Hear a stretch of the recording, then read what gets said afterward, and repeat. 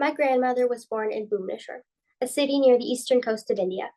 She had five siblings, two sisters and three brothers, but she distinctly stood out from them for one reason. She had fair skin, and her light skin made her incredibly beautiful, more so than anyone in her family simply because of this fact.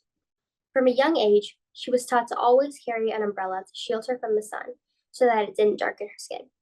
Unlike all of her siblings who walked to school, she rode in a rickshaw, because having fair skin garnered her praise and treatment in a way that was starkly different from her dark skinned siblings. Decades later, she lives in the US, but the backwards ideas she grew up with are still a part of her. I remember how she refused to play with my sister and I outside in the sun, how she questioned my parents about how they could let their daughters play outside where the sun might darken our skin. I've heard stories about how she cried when her first grandchild was born because she was born with dark skin. I see how her and so many other aunties and aunties use products or makeup to make them appear lighter because for so many Indian people, being beautiful is only achievable by being light skinned. These things being said and done are all examples of colorism. To put it simply, colorism is discrimination within a racial group against people with darker skin. This type of prejudice is found globally in numerous different ethnic groups and races.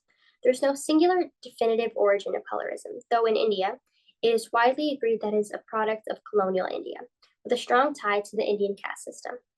For 200 years, the British ruled over India, instilling the idea of white superiority.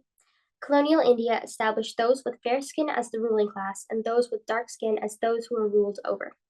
Additionally, the British often treated those with light skin far better than those with dark skin, putting a great emphasis on the glorification of light skin. These ideas slowly bled into virtually every aspect of Indian culture. The dominant caste system established those with dark skin as dirty and of a low class in society where class had a powerful influence over numerous aspects of a person's life. For thousands of years, India's infamous caste system labeled people right when they were born, clearly establishing people anywhere between the highest caste, or the Brahmins, and the lowest caste, or the Dalits, otherwise known as the Untouchables. Though the caste system was technically made illegal in 1950, the ideas of the system have a powerful influence over many. As colorism infiltrated Indian culture, dark skin became synonymous with being an untouchable. Dark skin became equivalent to being dirty and ugly, and in endless different scenarios, people refuse to showcase something labeled as such. Whether it is with finding a job, getting married, or choosing who to display in an ad or movie, people refuse to showcase something labeled.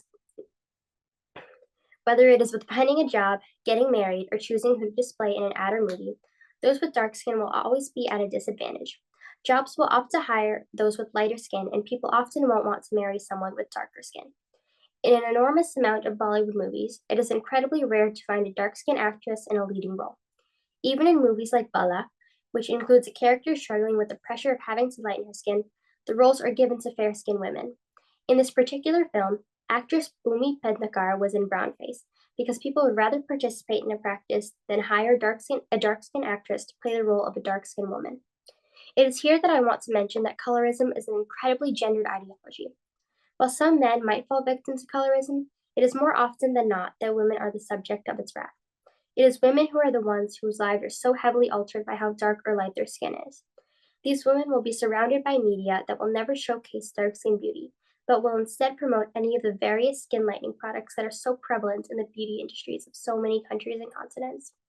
Over time, and with the help of many different examples of colorism, it becomes incredibly clear that the epitome of beauty is fair skin.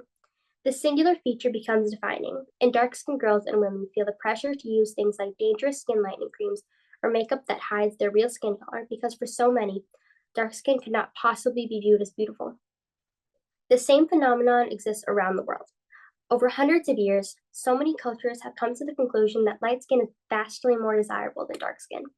Regardless of where you are in the world, chances are that you can find traces of colorism. Many countries include skin lightening products as a beauty staple, and women feel the same pressure to lighten their skin. The glorification of light skin has become a worldwide belief that ends up affecting millions, if not billions, of people. Even in the US, as diverse as it might be, colorism still exists.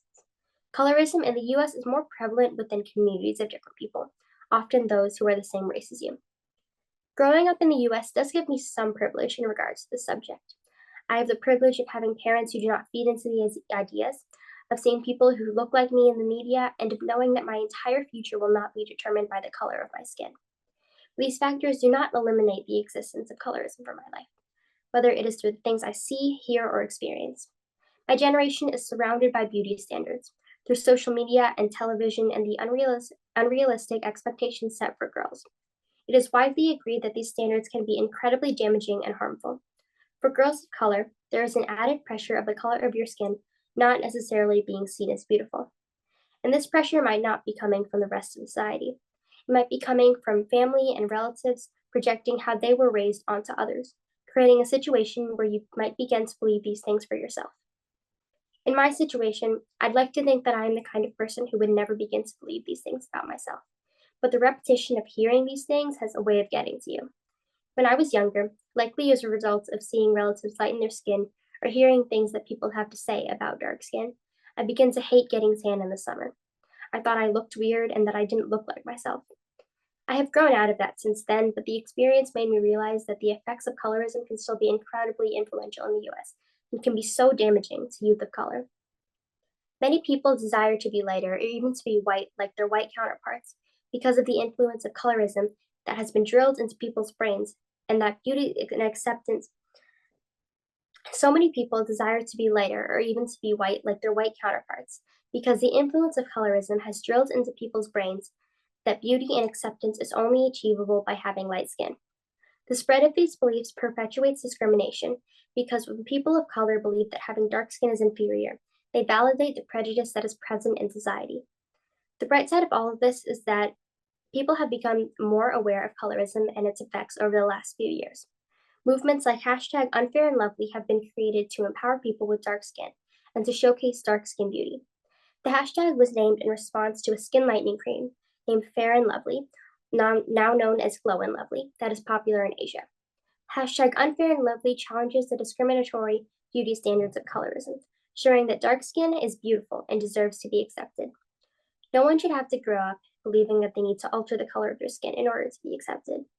To every girl of color out there, know that your worth and your beauty are never defined by the color of your skin.